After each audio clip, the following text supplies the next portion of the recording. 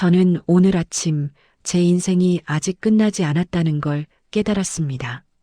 구청에서 온 카카오톡 한 통 때문이었죠. 지역 도서관 이야기 시니어 낭독 봉사자 모집이라는 문구가 제 눈에 들어왔을 때 손이 떨렸습니다. 제 휴대폰에는 번호가 100개도 넘게 저장되어 있지만 정작 전화를 걸 곳은 한 군데도 없었거든요. 30년 지기 단짝이었던 명자는 지난달에 먼저 하늘나라로 갔고 하나뿐인 아들놈은 바쁘다며 제 안부 전화를 늘 30초 컷으로 끊어버립니다. 여보세요. 혹시 봉사자 모집 아직 받으시나요? 목소리가 떨렸습니다. 전화기 너머 젊은 직원이 반갑게 대답했죠. 네, 어르신. 목요일 오전 10시에 도서관 어린이실로 오시면 됩니다. 간단한 동화책 낭독이에요. 전화를 끊고 나서 거울을 봤습니다.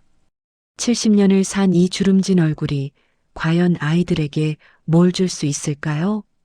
내 목소리는 이제 아무도 기다리지 않는구나. 그런 생각이 머릿속을 맴돌았습니다. 그날 밤 저는 돋보기를 쓰고 밤새 동화책을 연습했습니다. 옛날 옛적에, 아니 옛날 옛적, 예, 발음이 꼬이고 글씨가 흐릿하게 보였습니다. 손가락으로 한 글자 한 글자 짚어가며 읽었죠. 새벽 3시가 넘어서야 겨우 한 권을 다 읽었습니다. 이 정도면 되겠지? 하지만 불안했습니다. 아이들이 제 목소리를 좋아할까? 재미없다고 하면 어떡하지? 가슴이 두근거렸습니다. 목요일 아침, 저는 평생 입어보지 않았던 분홍색 블라우스를 꺼내 입었습니다. 거울 앞에서 립스틱도 발랐죠. 아들놈이 봤으면 엄마 어디 가세요? 하고 놀랐을 겁니다.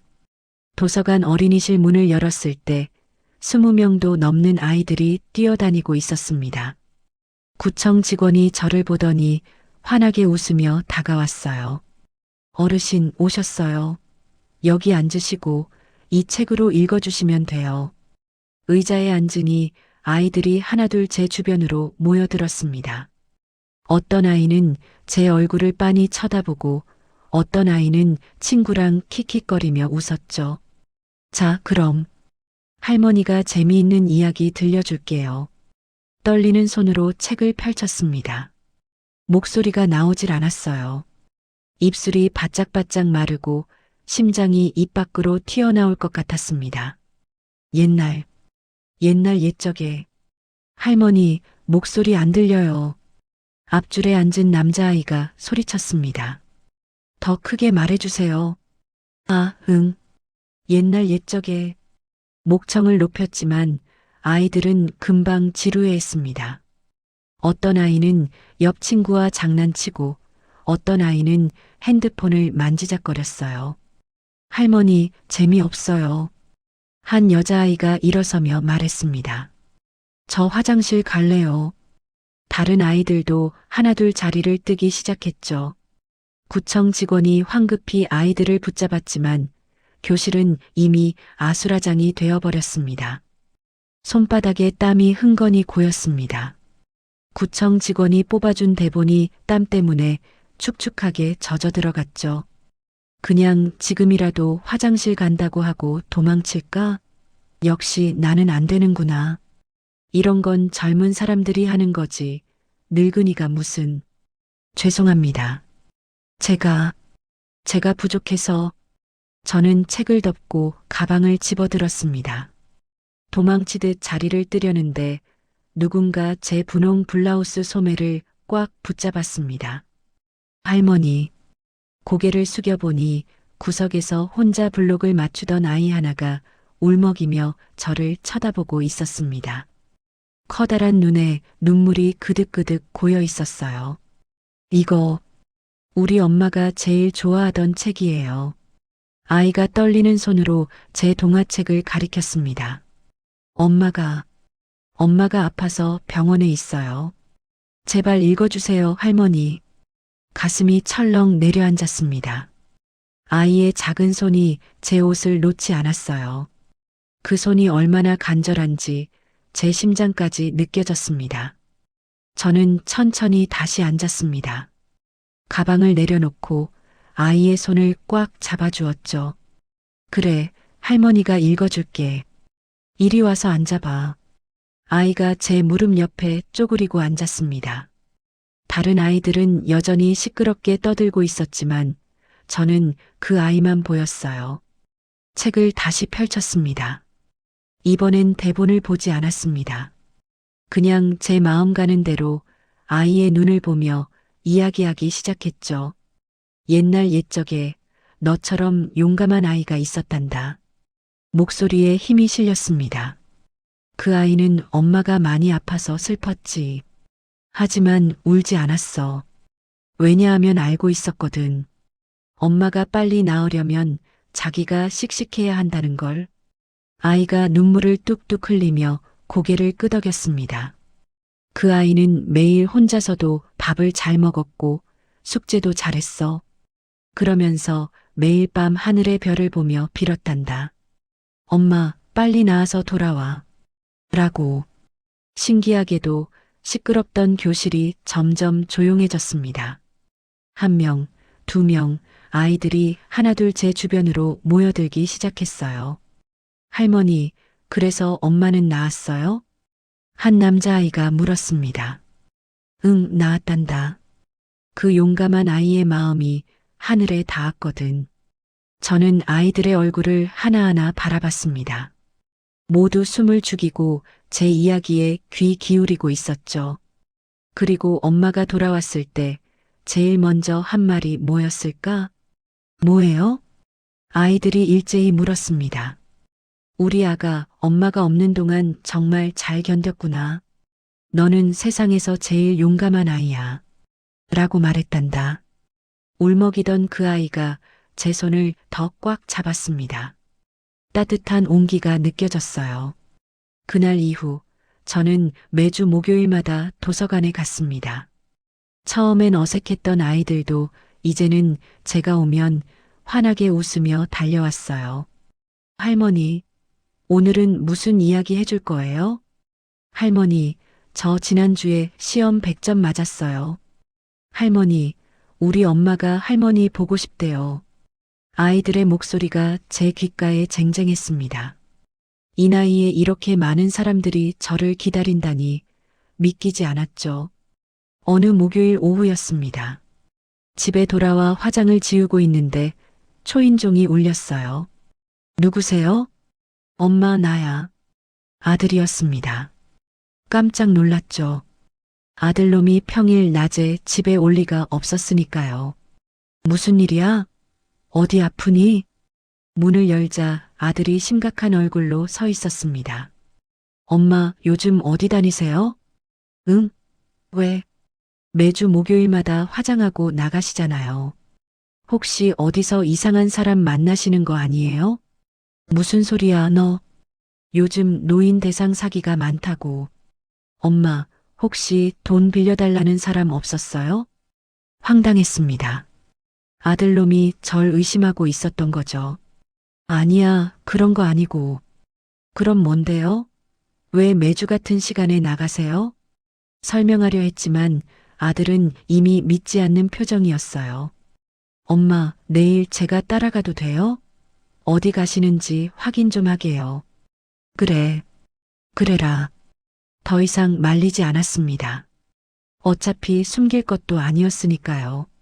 근데 이게 정말 옳은 일일까? 아들한테 제가 봉사한다고 말하면 쓸데없는 짓 한다고 하지 않을까? 괜히 걱정만 끼치는 건 아닐까? 다음 날 목요일 아들이 정말 따라왔습니다. 엄마, 도서관이요? 응, 여기서 봉사하는 거야. 봉사요? 아들이 어리둥절한 표정을 지었습니다. 저는 먼저 어린이실로 들어갔고 아들은 멀찍이 떨어져서 지켜봤죠. 아이들이 와르르 달려왔습니다. 할머니, 할머니, 오늘은 무슨 이야기예요? 저 오늘 받아쓰기 100점 맞았어요. 할머니한테 보여주려고 가져왔어요. 아이들이 제 손을 잡아 끌었습니다. 저는 웃으며 의자에 앉았죠. 자, 그럼 오늘은 아주 특별한 이야기를 들려줄게. 엄마 아빠가 여러분을 얼마나 사랑하는지에 대한 이야기란다. 아이들이 반짝이는 눈으로 저를 바라봤습니다.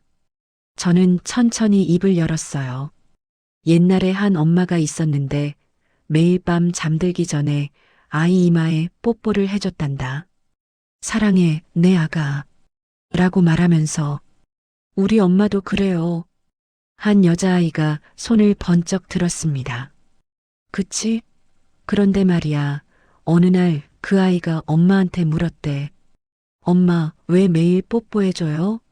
그랬더니 엄마가 뭐라고 했을까? 뭐라고 했어요? 너를 사랑하는 마음을 매일 심어주는 거야.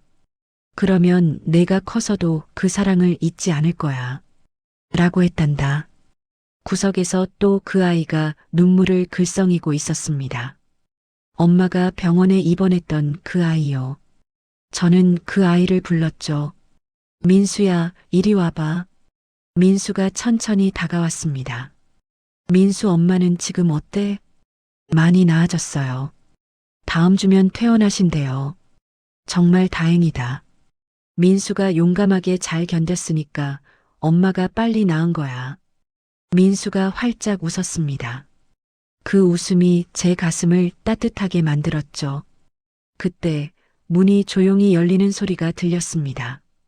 아들이 안으로 들어왔어요. 저는 아들을 보며 미소 지었습니다. 얘들아, 저기 서 계신 분은 할머니 아들이야. 안녕하세요. 아이들이 일제히 인사했습니다. 아들은 당황한 표정으로 고개를 숙였죠. 이야기를 마치고 아이들이 하나둘 부모님 손을 잡고 집으로 돌아갔습니다. 민수가 제일 마지막까지 남아서 제 손을 꽉 잡고 있었어요. 할머니, 다음 주에도 올 거죠? 당연하지, 민수야. 민수가 활짝 웃으며 손을 흔들고 갔습니다. 그날 저녁 아들이 저한테 전화를 걸었습니다. 평소엔 30초도 채 안 통화하던 아들이 이번엔 달랐어요. 엄마, 목소리가 떨렸습니다. 왜 무슨 일이야? 아니, 그냥 오늘 진짜 멋있었어요. 뭐가? 엄마가요. 아이들 눈 보면서 이야기하시는 거 보고 나 사실 좀 울컥했어요. 가슴이 뭉클했습니다. 난 몰랐어요, 엄마. 엄마가 저렇게 웃을 수 있는 사람인 줄. 너 때문에 못 웃었니, 이 녀석아. 아니, 그게 아니라 그냥 엄마가 행복해 보여서 좋았어요. 평생 우리 뒷바라지만 하시느라 고생하셨잖아요. 아들의 목소리가 점점 잠겼습니다. 근데 오늘 보니까 엄마는 엄마대로 사는 게 있어야 하는구나 싶었어요. 미안해요, 엄마. 그동안 신경 못 써줘서. 괜찮아, 아들.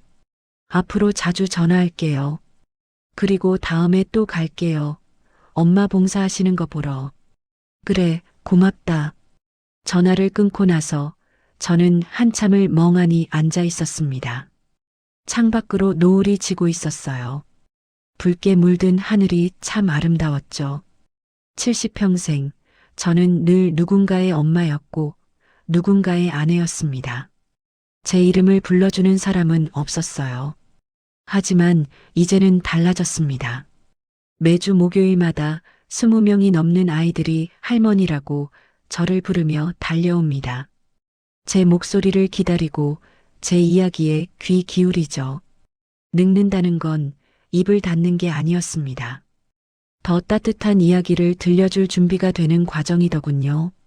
내일은 아이들에게 어떤 이야기를 해줄까요? 용기에 관한 이야기?